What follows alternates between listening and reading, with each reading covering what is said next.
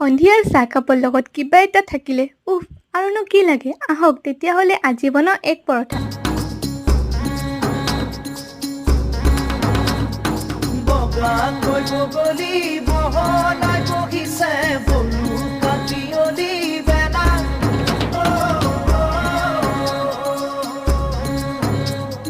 বকুল বাগৰিছে বব চাবনতে বুটলি বিলাগৈ বলা